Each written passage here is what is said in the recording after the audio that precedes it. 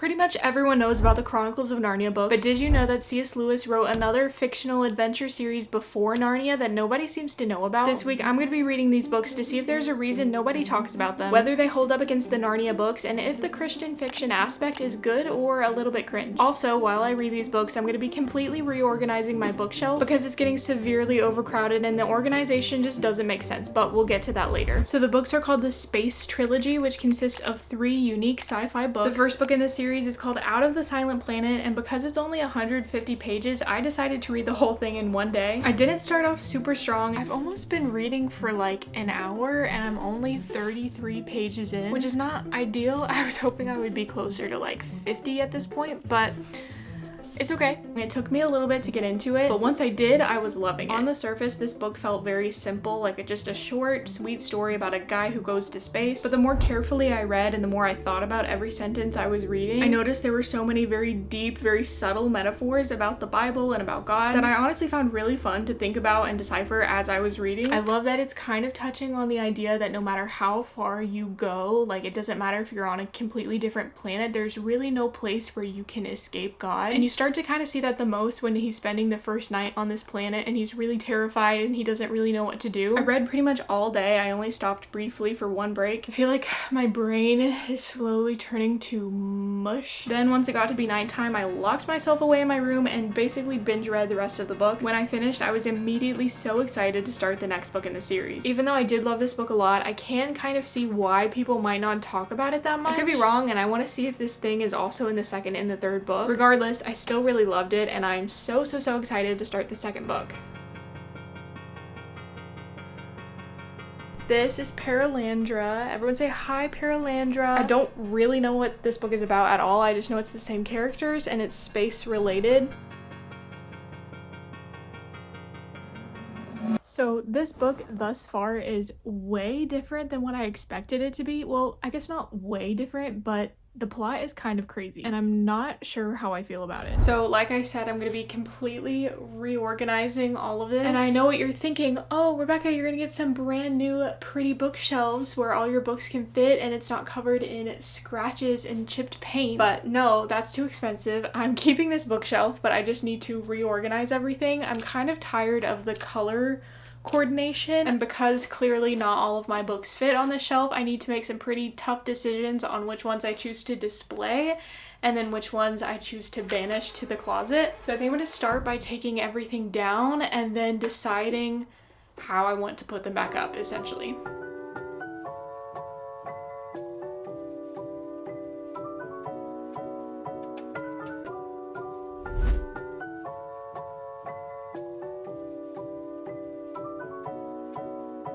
It's still the same vibe as Out of the Silent Planets, the same characters, the same type of plot. It's just definitely way deeper and more philosophical than the last one and a little bit harder to understand. I'm not going to say that that's necessarily a bad thing. I do see myself like having to put a little bit more effort into understanding everything. I'm now about 50 pages into Paralandra. Is that how you say it? I don't actually know. Basically, the main character, Ransom, is being kind of like summoned to go to a new planet, to Venus. Last time they went to Mars. And I like the conversation where Ransom's basically explaining that he doesn't know why he's being sent, but he knows he's not anyone special. It doesn't really have anything to do with his abilities or anything special about him, but the abilities of the person who's sending him. But yeah, right now Ransom has just landed on this planet. He's experiencing it for the first time. It's all very beautiful and new, and the way that he describes the planet is really nice. Just like warm and sunny, and everything's very peaceful and comforting. So I'm excited to see where the story goes and what exactly Ransom's mission is on this new planet. But eventually we figure out that this new planet has like kind of just been made and humanity is just beginning. So just like the beginning with humanity on Earth, there's like potential for a fall, and it's Ransom's job to ensure that the fall doesn't happen on this new planet. And it's a really interesting concept. This is not where I thought this book was gonna go, but I am really loving it. So I read the whole rest of the day and didn't finish until late at night. I had some pretty differing final thoughts, and I decided I would wait and explain them all in the morning. Okay, so books are officially all off the shelf. So now what I have to do is kind of decide how I want to reorganize them. I think I want to do them by like genre. I also need to start choosing which books I'm okay with putting in the closet and not putting on display. There's also this little shelf right here, this that I don't know if I'm gonna change or what exactly I'm gonna do with it. That's also something I have to think about. So I'm gonna go ahead and start like organizing that a little bit down here, and then I'll start putting them back on the shelf, and hopefully it'll look better than it did before.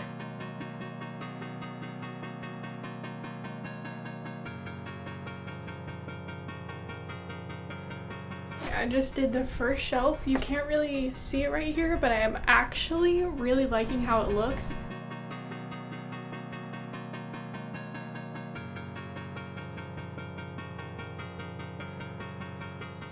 Paralandra is finished. I have some thoughts on the ending, but I first want to say I think my favorite part about this book was in chapter 11. Chapter 11 gets to a part where the main character, Ransom, gets like very down in the dumps. He's really stressed about getting everything done that he needs to get done. He thinks he's not gonna accomplish his task in time, and he's just not sure how everything's gonna work out, and he's starting to really doubt that it will. And as he's like venting all of this in his mind, he becomes aware of like this presence around him, and he slowly starts to realize that things just will work out, and the evil he's fighting against just won't win. He doesn't have to rely on his own ability. Like, yes, he's gonna keep trying, but it's not really up to him. It's gonna work out regardless. I'd say that thus far throughout this series, the Christian part of it has not been too cringe.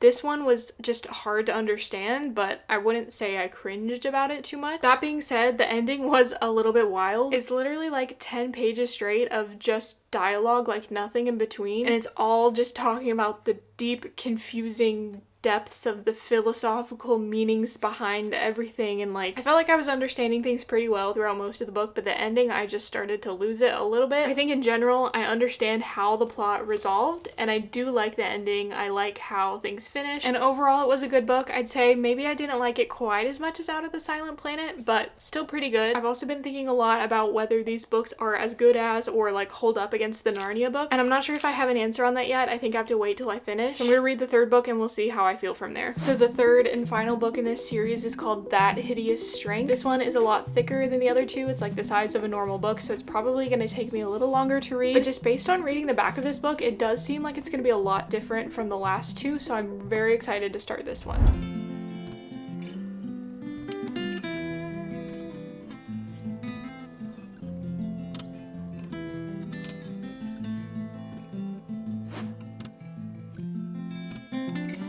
I made a lot of progress and I haven't filmed in a second, so I thought I would show you how much I've done so far. I went like dystopian, futuristic, fantasy, and then I slowly started moving into mystery thriller, and then I realized I had a lot of just random standalone like contemporary books. And then up here, basically I'm picking out some of my like tallest hardbacks to put up here so you can like see them above this part of the shelf. I know books aren't supposed to go up there, but I need more room. So before I made some hard decisions on which books I was banishing, I first had to reorganize my smaller shelf. It was really dusty, just ignore that. And once I finished, I thought this one looked really nice. This shelf is done. I don't know if I necessarily love the look of it as much. Obviously it's less like bright and colorful, but I will say it's a lot more satisfying, especially this bottom shelf that have all my big series together. Just like from afar, do I like it better than the rainbow? I don't know. I'm telling myself I do because I really don't want to have to redo all of that ever again. So please tell me if you like this better. Actually, just tell me you like this better because that's what I need to hear, and I'll believe you. Then it was sadly time for me to sort through the books that didn't fit. I ended up finding some pretty bizarre books I didn't even know I owned, and I was fine to get rid of those, but then of course there were a few that were really hard to part ways with. So That Hideous Strength is going pretty well so far. Again, it's really hard to compare this one to the last two books just because it's so different. This one is much more like a normal book. It's a lot longer, there's a lot more characters, the plot is way more developed. We're going into a bunch of different people's perspectives, and there's kind of like several different stories going on. I do find it a little strange that there's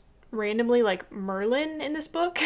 like Merlin. I'm not sure why or like where he came from. I can also tell that this book is building up to be much just like bigger. Like I think it's gonna be a big explosive ending, and I do think it's gonna be a really fun ending to the series. Okay, I'm done and I've officially made some tough decisions, although they weren't actually that tough. I don't really know how I did it. I must have crammed them together a little bit more on this shelf because I didn't have to set as many aside as I thought I was going to. However, there are a few that I have to put away in the closet. So some of these books are very random and I don't even know why I have them, like the New Rules of Aging Well. I've never read this. I don't know why I have it, but obviously this one's gonna go in the closet because it does not need to be on my shelf. I also had a couple of Bibles on my shelf, which I'm obviously gonna keep, but they don't need to be on my bookshelf. They're gonna go over beside my bed. Then this book, which is a poetry book I had for an English class once, which I do actually like, but it doesn't need to be on the main shelf.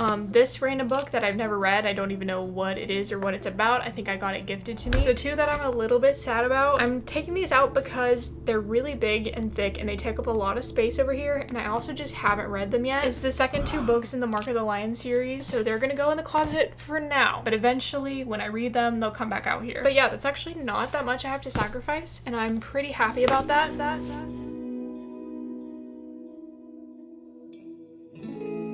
So I finally finished That Hideous Strength, and although this book is a lot different from all the others in the series, I did really like it. I don't want to spoil too much, but the way that everything wrapped up I was really happy with. One of the biggest questions I had from the beginning with this series is why don't people talk about them as much as they do other really popular C.S. Lewis books? And after reading them, I think I would say because these books were a little bit slower and there was a lot of explaining about some deeper, confusing topics, I can see how they might be a little bit harder to get into than some of C.S. Lewis's easier books like Narnia. But just because these books take a little bit more effort doesn't mean they're bad. For me, it was really fun to go through these slowly and really decipher the meanings behind every character or plot point and how those connected to the Bible. And that being said, I don't think the Christian aspect to these books was cringe at all. And even though they take a little bit of effort, I really do think this series holds up against C.S. Lewis's other books like the Chronicles of Narnia, even if very few people read them.